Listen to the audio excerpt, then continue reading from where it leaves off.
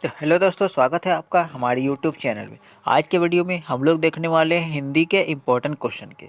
जब जब हम हिंदी साहित्य के बारे में जब पढ़ते हैं तो हिंदी साहित्य का काल काल विभाजन और उसके नामकरण के बारे में हमें जानना बहुत ज़रूरी होता है।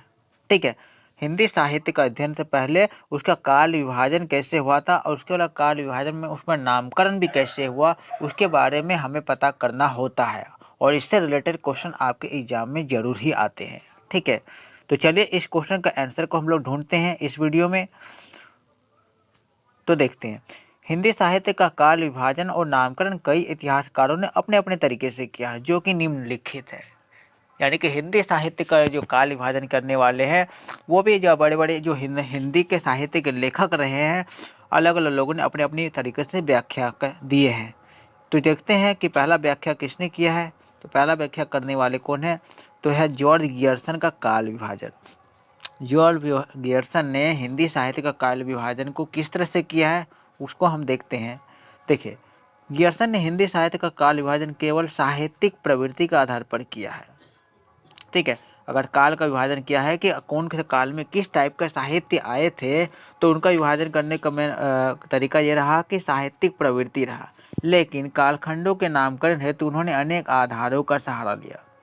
ठीक है। नामकरण जब करने का आया तो उन्हें अलग अलग तरीका लिया। ठीक है। तो क्या तरीका लिया, आगे देखते हैं। गियर्सन ने सबसे पहले हिंदी साहित्य के आरंभिक काल को चारण काल कहा था। यानी कि हिंदी साहित्य का सबसे शुरुआती समय को गियर्सन ने क्या कहा, तो चारण काल कहा, जिसके अंतर्गत उन्होंने 9 कवियों का उल्लेख किया। उसने कहा है कि सबसे अगर स्टार्टिंग में यानी कि चारण काल में 9 कवि थे जिनका रोल अहम था। और उनका नाम क्या है, तो पुष्य कवि, खुमान सिंह, केदार, कुमार पाल, अनन्य दास, चंद्र, जगनिक, जोगराज और सारडगधर।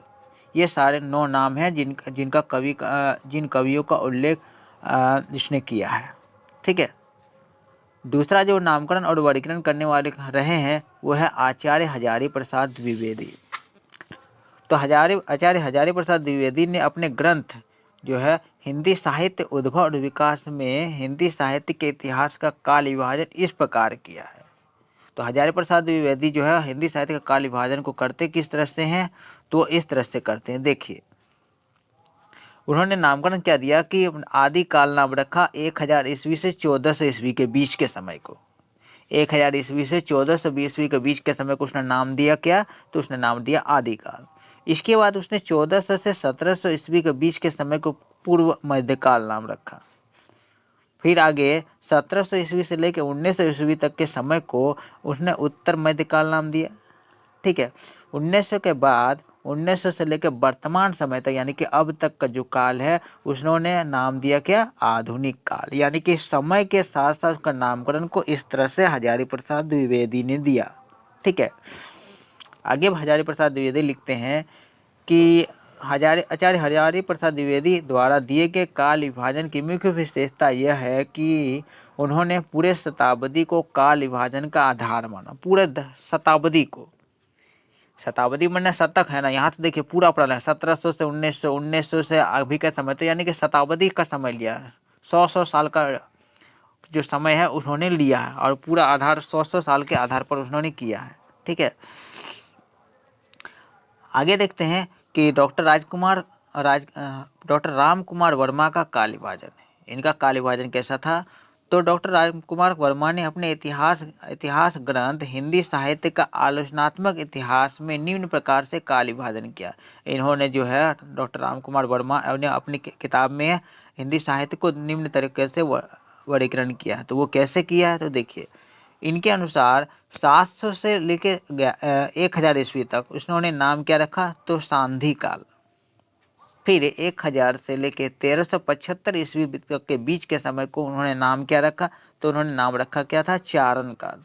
इसके बाद 1375 से लेके 1700 तक के बीच के समय को यानी ऐतिहासिक समय को उन्होंने रखा क्या नाम, भक्ति काल रखा।